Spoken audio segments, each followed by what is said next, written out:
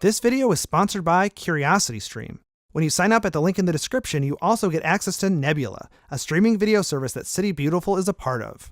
The Champs-Élysées in Paris, Regent Street in London, Stroll in Copenhagen, the Ringstrasse in Vienna, Via del Corso in Rome, La Rambla in Barcelona, Passeig de Gràcia also in Barcelona. These are all famous streets for various reasons. They may have symbolic value, have a storied history, or be just really nice places to be. But are they, from an urban design perspective, great streets? Do they have the qualities that make them pleasant, beautiful spaces to inhabit? Things like shade, a sense of enclosure, or a vibrant social life. In this video, we'll discuss some of the characteristics that urban design experts have identified as being critical to the design of great streets. So stick around if you're interested in seeing how these traits apply to some of the great European streets, or stick around if you're just, wanting to travel but can't, and the idea of seeing some picturesque European scenery sounds appealing. Either way, I got you covered. What are the basic ingredients to a great street? Well, it depends on who's using it. A great street for a car probably looks something like this, or maybe a highway like this. Fast, wide, and free of obstructions is perfect for a driver. This video is going to focus on streets for people on foot, or in a mobility device you would normally see on a sidewalk. I have a video on bike streets if you want more information on that, but we'll be focusing on pedestrians here. The number one thing a pedestrian needs is space. The street can still have lanes for cars, but it must also have enough sidewalk space to be a space to socialize, people watch, window shop, and do all of those things comfortably.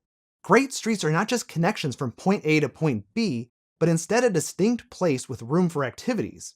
Room for pedestrians does not mean wide streets. Narrow streets can be great. It just means that other users have to give up some or all of their space. Walking around the narrow streets of Rome or any city with ancient or medieval histories are proof of this. On the flip side, an extremely wide street like the Ringstrasse can still be quite comfortable for pedestrians, while still allowing for quite a bit of car traffic. The Ringstrasse was built where the old medieval fortifications once stood. New parks, museums, stately buildings, and a grand boulevard took its place in the late 1800s. In some places, it's configured like a multi-way boulevard that offers pedestrians several places to walk between lanes of car traffic. In other spots, it sort of merges with adjacent parks. In all cases, it's evidence that even a wide street can be a great place to walk. The next major consideration is climate and comfort. Pedestrians aren't in protected little boxes like drivers are, so this really matters. Is the street shady when it's hot? Does it feel like a wind tunnel? Does it offer protection from the rain? One of the most famous examples of streets sheltered from the elements is in Bologna.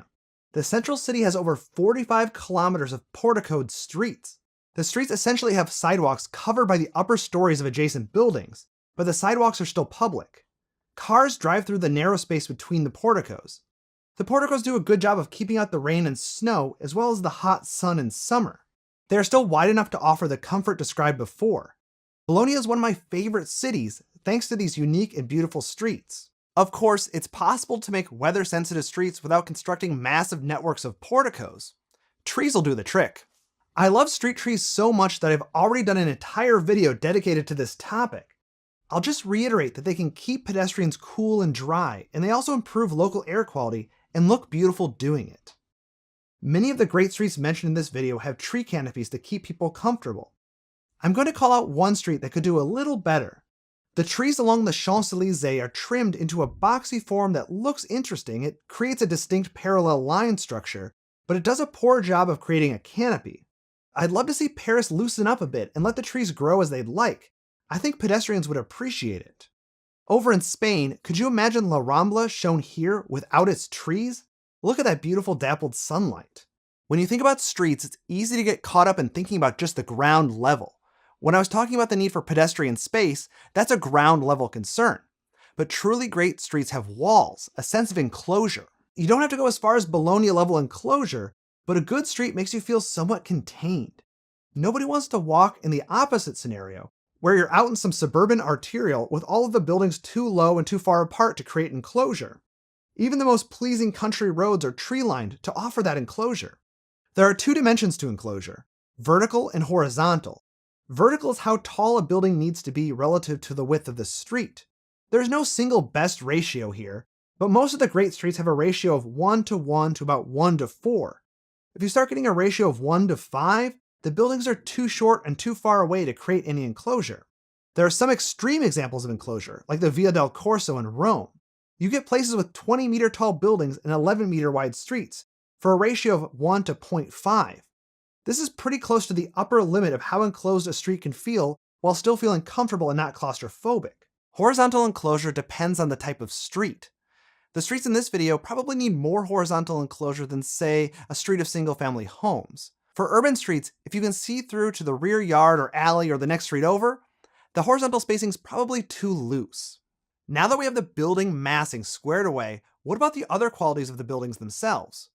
The buildings form the walls of the urban room we call a street, and we don't want boring white walls. There are several important criteria to consider, and the first is transparency. Are there windows at street level or blank walls? Which would you rather walk down? Having windows at street level usually means storefronts and other semi-public spaces on the inside that expand the reach of the street realm. This is why many great streets are also great shopping streets, with elaborate shop windows. Related to this is facade articulation. Windows are great, but if you only have windows like glass office buildings, you can run into the same problem as blank walls. Facade articulation gives the eye something interesting to look at.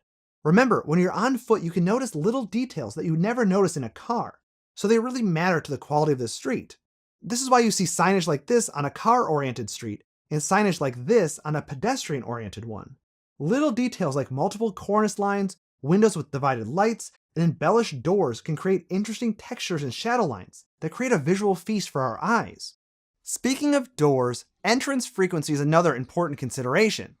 Are their doors spaced every 10 meters or every 100 meters? The closer the doors are spaced, the livelier the street in general. More doors equals better street. Our final attribute, at least for this video, is complementarity. Did the buildings along the street go together? They don't all need to be built in the same era, but they should all work together to form a cohesive streetscape. Back when I was in architecture school, we called these good neighbor buildings. You don't have to have a street that looks like Regent Street in London, which takes this to an extreme, and with a nice bend creates a pleasing effect. And you can have a few iconic buildings like a Gaudi on the Passeig de Gràcia, but in general, buildings should feel consistent and complementary. Now, there are many other factors to consider, and maybe I'll put that in a part 2 video. They include things like how a street begins and ends, having many small buildings instead of a few large ones, parking, overall length, and so on. But I hope this gave you a general overview of the design characteristics needed to create a great street. When a street has a few of these characteristics really dialed in, the effect is pleasing for somebody walking down it. Hey, thank you so much for sticking around to the end. And this is the point where I usually talk about a sponsor, and this one is great. It's Nebula and CuriosityStream. Now, Nebula has a ton of great original content, and I really want to recommend Tom Scott's Money. It's sort of a game theory game show, and I was totally riveted, and so was my wife. We binge watched the entire thing. Nebula also has exclusive content from me, including Planning Ancient Rome and a working titles video on Parks and Recreation.